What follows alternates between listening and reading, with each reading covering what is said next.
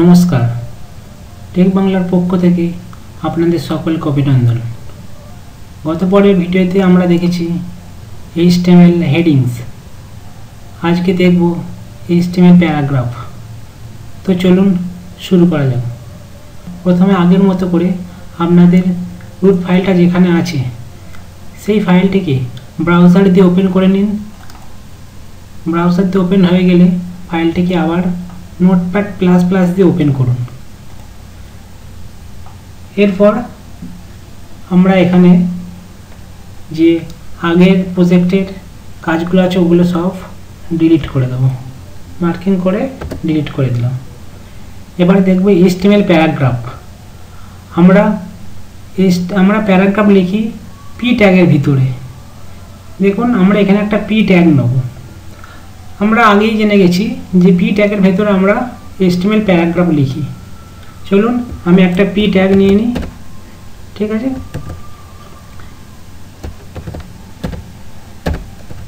P tag নিয়ে নিলাম। এখানে পি ট্যাগের ভিতরে এখানে একটা টেক্সট নেব। আমি টেক্সটটা লরেন ইপসাম যেখানে আছে সেখান থেকে টেক্সটটা নেব। ঠিক আছে, দেখুন এখানে লিখতে হবে লরেন ইপসাম টেক্সট। এখান থেকে টেক্সটটা আমি কপি করে নেব।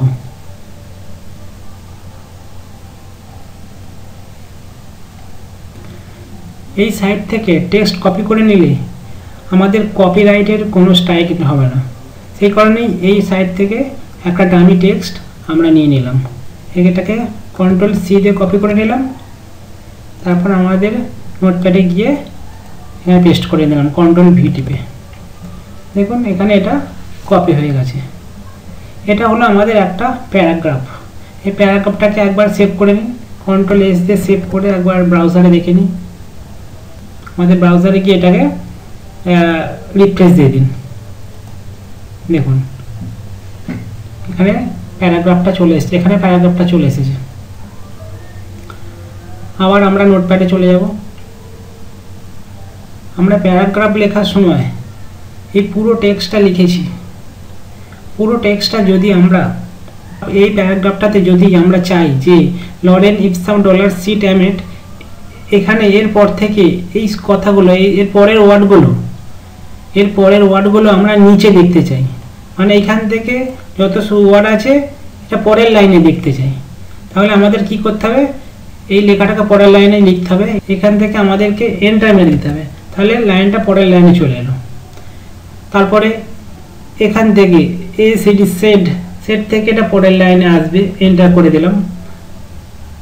তারপরে এখানে আছে মিবেন্ডাম, তারপরে মিবেন্ডামের পরে এখান থেকে এই জায়গাটা থেকে এটা পরের লাইনে আসবে। তাহলে এন্টার মেরে দিলাম, পরের লাইনে এলো। দেখুন এরকম আসা দরকার। আমরা এইভাবে লিখলাম। এবার দেখুন এটাকে আমি যদি সেভ করি Ctrl+S দিয়ে, সেভ করার পর ব্রাউজার দিয়ে রান করি, দেখুন কি দেখাবে। ওটাকে রিফ্রেশ করে নিলাম। দেখুন এখানে কোনো চেঞ্জ হয়নি। আমরা লিখেছি কিন্তু এরকম, আমরা লিখেছি লরেন ইপসাম $C ট্যামেট, একটা প্যারাগ্রাফ লিখেছি।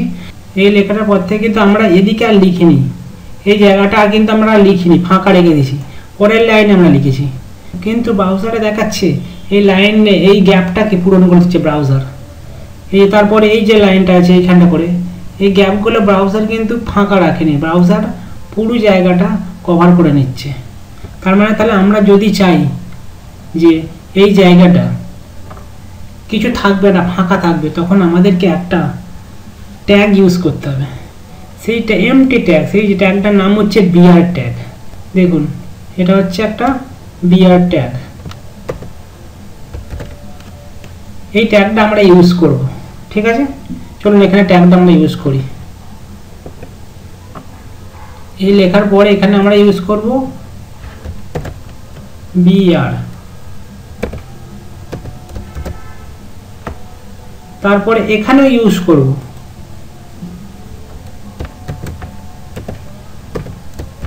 বিআর, এখানে ইউজ করব বিআর। তারপরে এটাকে সেভ করে ব্রাউজার দিয়ে দেখি। তাহলে দেখুন দেখুন এখানে কেমন লোরেম ইপসাম ডলার সিট এমেট, যেহেতু এখানে বিআর দিয়েছি, বিআর মানে ব্রেক, তো তার পরের লাইনে চলে এসছে। দেখুন আবার নোটপ্যাডে যাচ্ছি, যেখানে যেখানে বিআর দিচ্ছি তারপরে কিন্তু আর ব্রাউজার এই জায়গাগুলো আর কভার করে নেয়নি, তারপরের লাইনে চলে এসেছে। বিআর দেওয়া মানে লাইন ব্রেক করে দেবে, তার মানে বিআর হচ্ছে লাইন ব্রেকিং করার একটা ট্যাগ। তার মানে কি বোঝা গেল, আমরা যতই লাইন ওপরে কিছু লিখি, নিচে কিছু লিখি, তার নিচে কিছু লিখি, ব্রাউজারে কিন্তু সেরকমভাবে দেখাবে না। ব্রাউজার ওই লেখাগুলোকে, প্যারাগ্রাফের মধ্যে পুরো লেখাটাকে একদম ব্রাউজারে পুরো জায়গা জুড়ে নেবে, পুরো জায়গা দখল করে লেখাটা শো করাবে। যদি মাঝে ব্রেক দিই, বিআর ট্যাগ ব্যবহার করি, তারপর থেকে লাইনটা পরের লাইনে চলে যাবে। তাহলে বোঝা গেল বিআর হচ্ছে একটা এমটি ট্যাগ, এর কোনো ক্লোজিং ট্যাগ থাকে না। বিআর ট্যাগটা আমরা এই যে প্যারাগ্রাফ লেখার সময় ব্যবহার করে থাকি। লাইন ব্রেক কখনো কখনো আমাদের এরকম প্রয়োজন পড়ে, লাইনটা পরের লাইনে কিছু লাইন লেখার পরেই পরের লাইনে আমরা লিখতে চাই, তখন এই বিআর ট্যাগটি ইউজ করে। আর একটা ট্যাগ হচ্ছে, সেটা হচ্ছে এইচআর ট্যাগ। এইচআর ট্যাগ কী করে, ধরুন এই প্যারাগ্রাফটার নিচে একটা এইচআর মতলব হরিজেন্টাল রুল, একটা হরিজেন্টালি লাইন টানবো, তখন আমরা এইচআর ব্যবহার করে থাকি। দেখুন আমি এখানে একটা এইচআর ব্যবহার করছি বডি ট্যাগের ভিতরে, এইচআর এটাও একটা এমটি ট্যাগ। দেখুন এইচআর,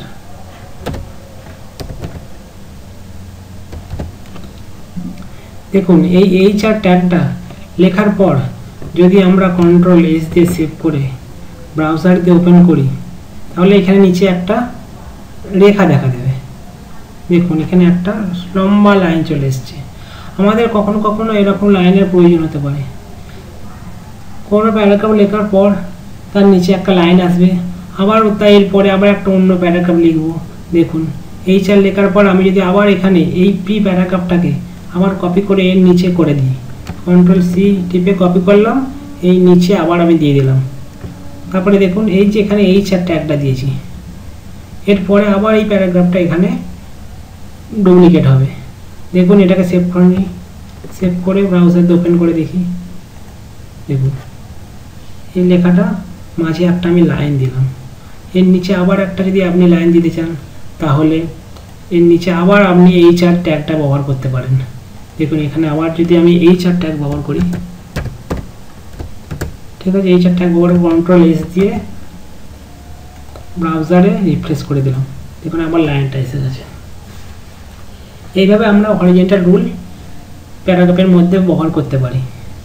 আচ্ছা আমি এখানে আর একটা ট্যাগের কথা বলবো, যেটা আমরা প্যারাগ্রাফ লেখার সময় ব্যবহার করি, সেটা হচ্ছে প্রি ট্যাগ।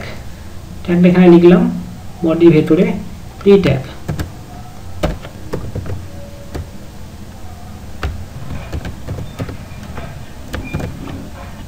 এই প্রি ট্যাগ কেন ব্যবহার করব, ধরুন আমি এখানে আমার একটা কবিতা আছে, সেটা আমি কপি করে এখানে নিয়ে আসছি, ঠিক আছে।